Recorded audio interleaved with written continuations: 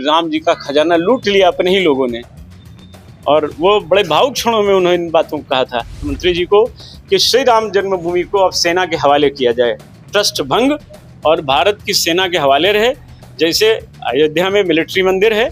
अयोध्या का राम मंदिर जिसको लेकर तमाम बवाल पिछले कुछ दिनों से देखने को मिल रहा है कि क्या राम मंदिर के चढ़ावे में सच में चोरी हुई।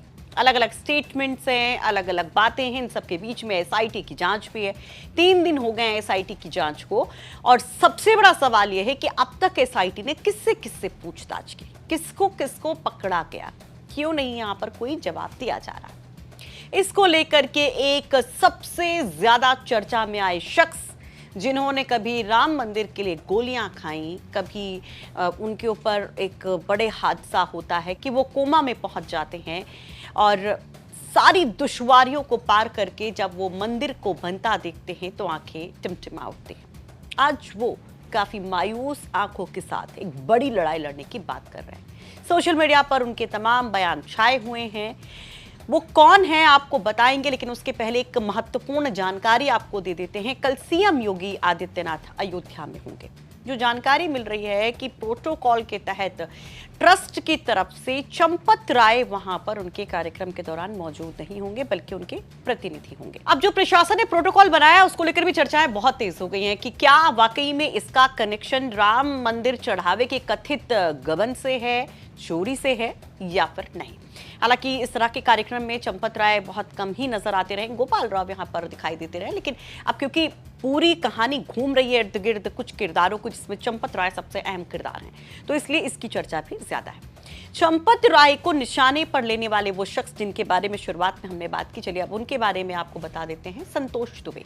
संतोष दुबे जिन्होंने अभी कुछ दिन पहले इस पूरे कथित घोटाले को लेकर, चढ़ावे में चोरी को लेकर कई विस्फोटक खुलासे किए, कई बड़े बयान दिए, और न केवल बयान दिए बल्कि पुलिस तक पहुंच जाते हैं, एफआईआर दर्ज कराने की तहरीर देकर आते हैं। इसमें उन्होंने राम जन्मभूमि ट्रस्ट के महासचिव चंपत राय, अनिल मिश्रा, गोपाल राव और चंपत राय के ड्राइवर टिन्नू यादव उर्फ राम शंकर यादव को लेकर के ये तहरीर दी। संतोष दुबे कौन है, किस तरह से अब वो एक और बड़ा आरोप लगा रहे हैं। आरोप कि न केवल चढ़ावे से चोरी हुई बल्कि रामशिलाएं भी गायब हुई। बहुमूल्य रामशिलाएं जो आस्था के साथ राम मंदिर निर्माण के लिए लाई गई थी वो गायब हो गई थी। उसके लिए उन्होंने आवाज भी उठाई थी, लेकिन तब आश्वासन के बाद उसको दबा दिया गया था। वो एक और बड़ा यहां पर आरोप लगाते हैं और ये भी कहते हैं कि उनकी जान को खतरा है, यहां तक वो बात कहे जाते हैं। तो वो संतोष दुबे कौन है? वो गोलियां खाने वाला कार सेवक, वो जो 1 महीने तक कोमा में रहता है, जिसको लेकर शंकराचार्य भी बड़ा बयान देते हैं। उन संतोष दुबे के बारे में आज हम आपको बताएंगे चर्चा में, लेकिन सबसे पहले संतोष दुबे के बारे में शंकराचार्य ने जो कहा वो सुनिए। ऐसा है कि वो सामान्य कार सेवक नहीं है। जिस समय कार सेवा वो कर रहे थे ना, तो गुंबज उनके ऊपर गिर गया था। 22 दिन तक कोमा में रहा है वो व्यक्ति, और 17 फ्रैक्चर उसके शरीर में हुआ था। बचने की संभावना नहीं थी। भगवान श्री राम का और उसकी सच्चाई का प्रताप है कि आज वो व्यक्ति जीवित है। वो इस सनातन धर्म की रक्षा में जो धर्मवीर की उपाधि होनी चाहिए, वैसा वो व्यक्ति है, और उसके मन में पीड़ा है, और वो वहीं पर है, अयोध्या में ही है। वहां बैठ करके दिन रात देख रहा है, तो जो कह रहा होगा सच ही कह रहा होगा, झूठ क्यों कहेगा? उसका कोई स्वार्थ भी नहीं है। तो शंकराचार्य कहते हैं कि संतोष दुबे सच्चे हैं, उनकी तमाम बातें सच्ची हैं। अब सवाल यह है कि कौन सच्चा कौन झूठा, एसआईटी तय करेगी क्या? और इस एसआईटी को संतोष दुबे जब एक प्रश्न चिन्ह के साथ देखते हैं, उस पर बड़ा बयान देते हैं, तो बवाल और आगे बढ़ता दिखाई देता है। संतोष दुबे एसआईटी को सवालों के घेरे में रखते हैं। वो कहते हैं कि उनको उम्मीद है तो सिर्फ सीएम योगी से उम्मीद है और किसी से नहीं। वो कहते हैं कि यहाँ पर एक बहुत बड़ी साजिश 2002 से शुरू हो गई थी। वो कहते हैं कि उनकी जान को खतरा है, उनको जानकारी मिल रही है कि उनको गोली मरवाई जा सकती है। जैसे रामशिलाएं, 1250 रामशिलाएं, जो प्राण प्रतिष्ठित रामशिलाएं करोड़ों की संख्या में आई थी, उनमें से 1250 वेश कीमती रामशिलाएं आई थी। पूछे ना, तमाम लोग उसमें जुड़े थे, सब बताएंगे। और रामजी गुप्ता यही टांडा के हैं, वो भी कभी कभी आते थे। महंत अवैधनाथ जी बीच बीच में मॉनिटरिंग करते थे, उनको भी मालूम था। परमहंस रामचंद्र दास, महंत रामविलास वेदांती, विश्वनाथ दास शास्त्री, रामदयाल जी, सब लोग तो नियमित बैठते थे हम लोग। और लिखा पढ़ी में था, रजिस्टर गायब हो गया, उसकी प्रतियां गायब हो गई और श्री राम शिलाएं गायब हो गई। 2002 में ही सब गायब हो गई। महाराज जी मामला बदनामी में बदल जाएगा, अब जो हुआ हम इसको खुजवाएंगे, यही बातें कह करके टाल गए। विष्णु हरि डालमिया जी आए, उन्होंने भी परमहंस जी से कहा हम खुजवाएंगे। जो आता था वो कहता था हम खुजवाएंगे, जैसे SIT के लहजे होते हैं, बस हम देख रहे हैं, हमें देखना, हम देखेंगे, वैसे ही हुआ रहा। फिर अभी लाल कृष्ण आडवाणी जी जिंदा है, आप जा सकते हैं, आप तो बड़े चैनल है ना, आप जाके पूछिए, बताएंगे आडवाणी जी, इतनी सूझबूझ तो नहीं गई है, अभी तो 99 वर्ष के हैं, चेत में है, होश में है, वो बताएंगे सच्चाई। उनसे परमहंस जी मिलने गए थे। तो चलिए आप संतोष दुबे के बारे में बताते हैं। संतोष दुबे कौन है, क्यों वो इस तरह से खुल करके बोल रहे हैं?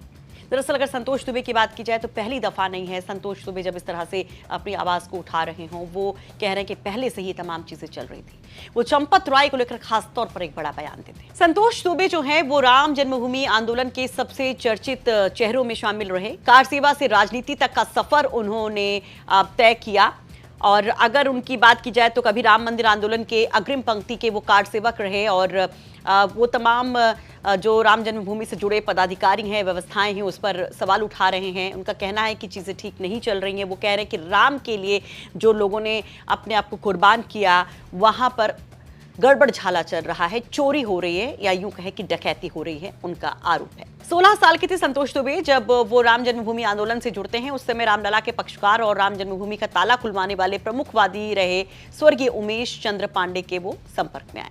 बाद में राम जन्मभूमि न्यास के पूर्व अध्यक्ष महंत परमहंस रामचंद्र दास के भी करीबी माने जाने लगे और बताया जाता है कि उनके पिता परमहंस रामचंद्र दास के बीच काफी अच्छे संबंध थे, उनके पिता के और परमहंस रामचंद्र दास के, जिसका असर संतोष दुबे पर पड़ा और वो भी सक्रिय तौर पर राम की लड़ाई में जुट गए।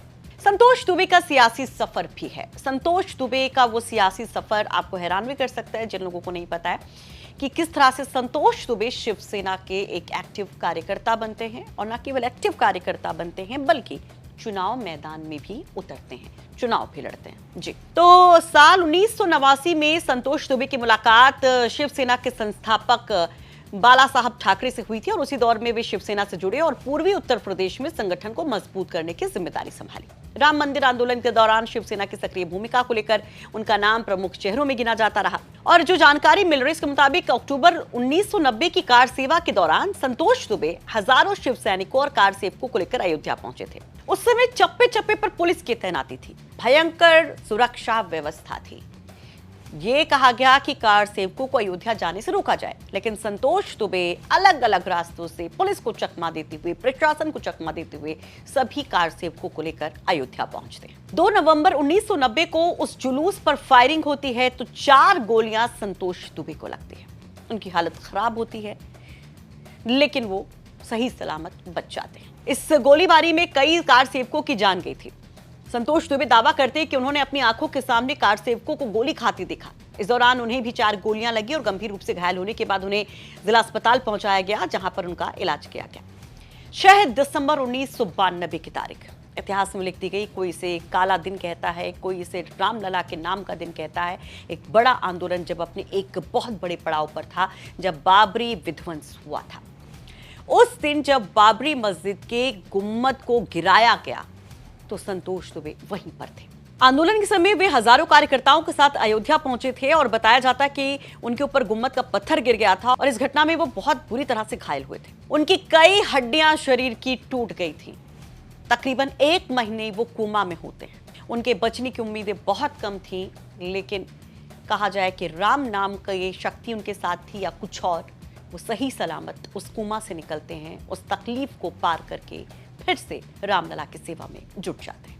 विवादित ढांचा विध्वंस के बाद हुई जांच में संतोष दुबे का नाम कई बार सामने आया और उस दौर में राष्ट्रीय मीडिया हो चाहे तमाम जो एजेंसीज थी जो वहां पर जांच कर रही थी, उनकी रिपोर्ट्स में भी संतोष दुबे का नाम खास चेहरों में रहा। और जैसा कि हमने कहा कि पॉलिटिक्स में वो उतरे थे, चुनाव भी लड़े थे, तो वो 1996 का समय था जब शिवसेना के एक कैंडिडेट के तौर पर संतोष दुबे चुनावी मैदान में नजर आते हैं। वो बीकापुर विधानसभा सीट से चुनाव लड़ते हैं। हालांकि वो चुनाव हार जाते हैं लेकिन चर्चा में जरूर रहते हैं। उसके बाद एक ब्रेक सा होता है उनके पॉलिटिकल करियर में, लेकिन 2010 में फिर से वो एक्टिव पॉलिटिक्स की तरफ आगे बढ़ते दिखाई देते हैं। जिला पंचायत सदस्य चुनाव में वो हिस्सा लेते हैं, लेकिन वहां पर भी वो बहुत ज्यादा कुछ करते दिखाई नहीं देते। लेकिन राम नाम की लड़ाई में जब जब कोई ऐसा पड़ाव आया, संतोष दुबे उसमें सबसे आगे नजर आए। अब जब ये तमाम लड़ाई है तो संतोष दुबे कहते हैं कि इस लड़ाई में चाहे कोर्ट जाना पड़े, चाहे जिस भी अंजाम तक जाना पड़े, रामलला के हक के लिए वो लड़ेंगे, रामलला के भक्तों की आस्था के लिए वो लड़ेंगे, चाहे कुछ भी हो जाए। 2-3 दिन बाद डीआईजी को भेजना पड़ेगा, फिर डीजीपी को भेजना पड़ेगा, उसके बाद हम न्यायालय जाएंगे।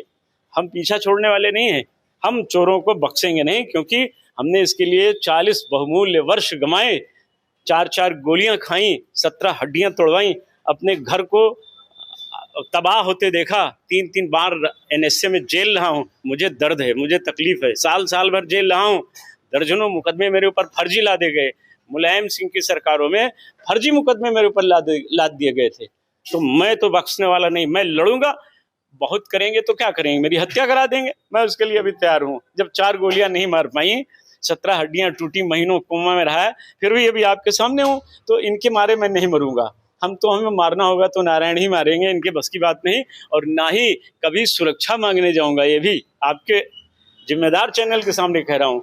मरवा दे, मैं तो रोज अकेले निकल रहा हूँ। हम तैयार हैं, हम मरने के लिए नियमित तैयार हैं, लेकिन पोल खोलेंगे, चोरों को उनके आखिरी सांस तक उनके पीछे लगे रहेंगे।